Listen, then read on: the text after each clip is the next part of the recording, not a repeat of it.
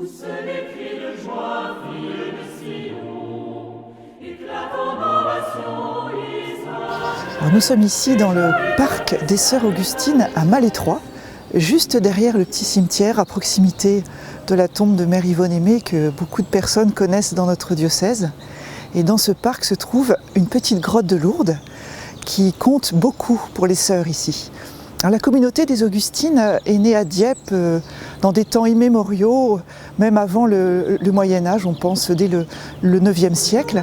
Et puis cette communauté a essaimé au XVIIe à la faveur du renouveau spirituel voulu par de nombreux évêques.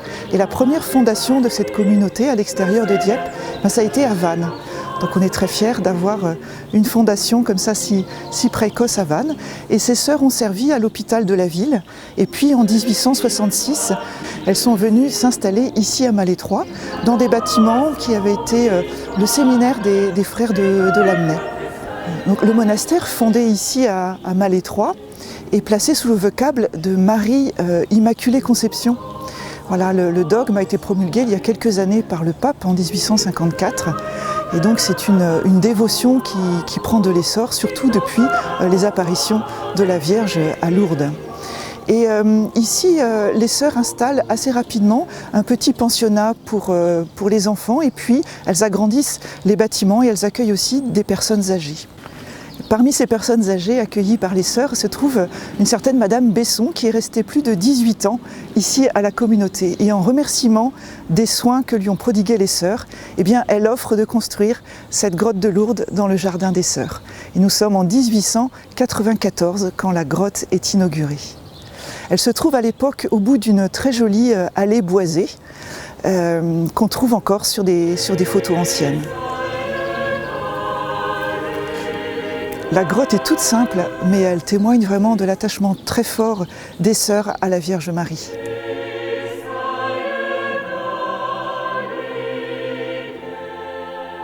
Donc la Vierge Marie a une place particulière dans la vie des Augustines de la Miséricorde de Jésus. D'ailleurs, dans nos constitutions, c'est le texte qui oriente notre vie religieuse, le chapitre de Marie, Mère de Dieu, sa place dans notre vie, vient en deuxième position, juste après notre charisme dans l'Église. Elle nous est donnée pour modèle. Pour nous, Notre-Dame de Lourdes a une grande importance en tant que sœur hospitalière au service des malades. La grotte se trouvant tout à côté de notre cimetière, dans notre parc, c'est un lieu important où la communauté, chaque sœur va prier son chapelet chaque jour, faire des visites aussi au cimetière à Mère Yvonne Aimée. C'est un lieu où les sœurs viennent volontiers prier. Et puis, c'est finalement le lieu du dernier adieu de nos sœurs, juste avant la mise en terre. C'est là que nous prenons le dernier temps de prière, le dernier adieu. Alors, il y a la procession du 15 août, en lien avec la paroisse. Ces dernières années, la procession se faisait plutôt le long du canal, mais se terminait en déambulant dans le jardin de la communauté, donc devant la grotte de Lourdes, puis se terminait dans le parc. Donc oui, les gens à cette occasion peuvent prier devant la grotte de Lourdes. Mais sinon, la grotte fait partie de l'enceinte. Cela dit, elle est tout à côté du cimetière qui est un lieu ouvert au public. Sinon, un autre lien avec Lourdes. Chaque année, nous avons une ou plusieurs sœurs qui participent au pèlerinage. Cette année, c'est Sœur Laure, pour encadrer un groupe d'étudiants aides-soignants de notre centre de formation Saint-Michel. Nous voyons l'attachement de la communauté et de Mère Yvonne Aimée à la Vierge de Lourdes, notamment avec deux temps forts dans l'année qui étaient spécialement marqués auprès de la grotte de Lourdes. C'était la procession de la Fête Dieu et certaines fêtes mariales, dont le 15 août. Nous lisons le 15 août 1922, c'est Yvonne Beauvais, donc Mère Yvonne Aimée avant qu'elle entre au monastère. Elle écrivait « Ce matin 15 août, j'ai fait dans la chapelle de la communauté ma consécration dans l'association Marie Immaculée.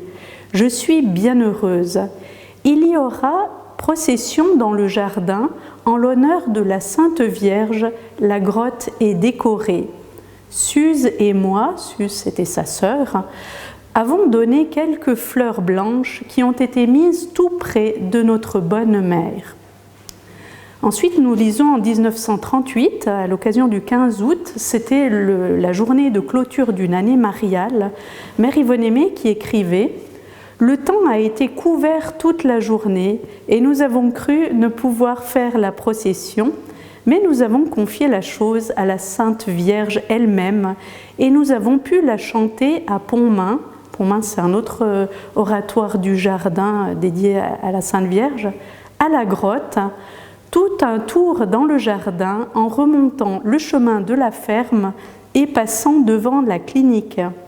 En résumé, très belle et douce fête, surtout pour nos cœurs. Ce soir, nous ferons une consécration de la communauté à la Sainte Vierge, une chose particulière en cette fin d'année mariale. Cela vaut la peine.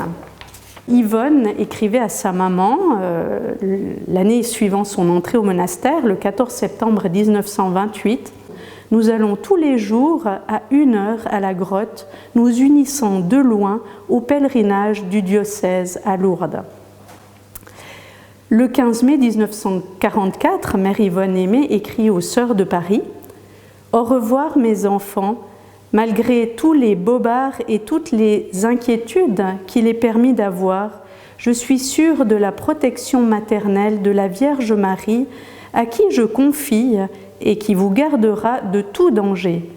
Nous chantons chaque jour un Ave Maria Stella à la grotte. La Vierge ayant dit autrefois à Sainte Brigitte, chantez ensemble chaque jour l'Ave Maria Stella, et je vous garderai de tout danger.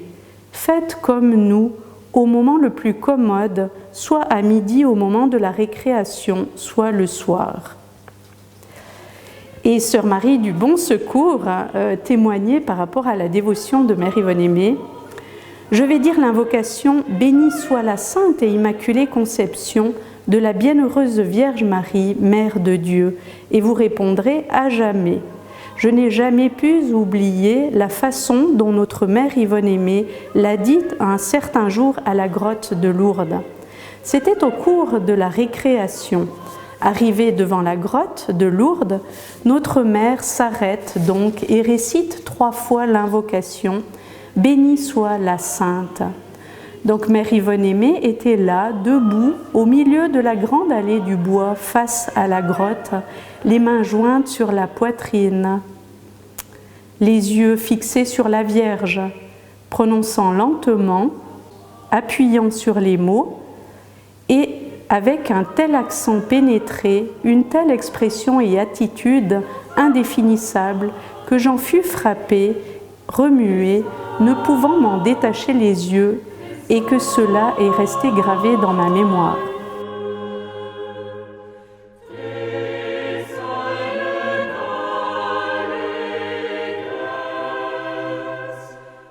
Personnellement, j'ai vécu un temps fort à Lourdes à 4 ans.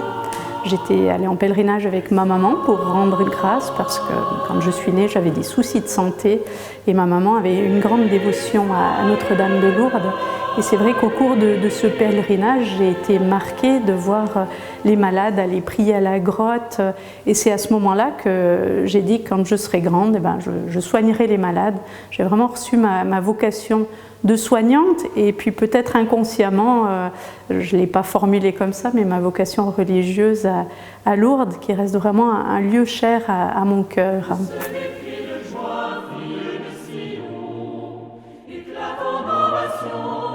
Mon histoire à Lourdes est longue puisque je suis originaire du sud-ouest, plus précisément de Tarbes, donc voisin de Lourdes. Et j'ai résisté très longtemps à l'appel qui m'avait été fait d'aller servir nos frères malades à Lourdes dans le cadre du pèlerinage, parce que pour moi Lourdes c'était les marchands du temple avant tout. Et j'ai redécouvert Lourdes à travers le film Lourdes qui est sorti il y a quelques années, qui m'a vraiment fait redécouvrir le profond message. Et Marie est là. Voilà, donc ça fait toute la différence. Donc c'est devenu une évidence pour moi, dans la mesure de mes disponibilités, de venir en tant que pèlerin, mais aussi en tant que soignant. J'ai la chance de prendre en charge des gens avec des handicaps Et Marie accueille les handicapés de la vie sous toutes ses formes à Lourdes. Et donc c'est devenu une évidence pour moi de servir mes frères souffrants, malades, par ma présence au pèlerinage diocésain. J'en repars avec de la joie des rencontres, avec de la chaleur aussi, puisqu'il fait chaud au mois de mai, et puis une grande paix au cœur. Voilà.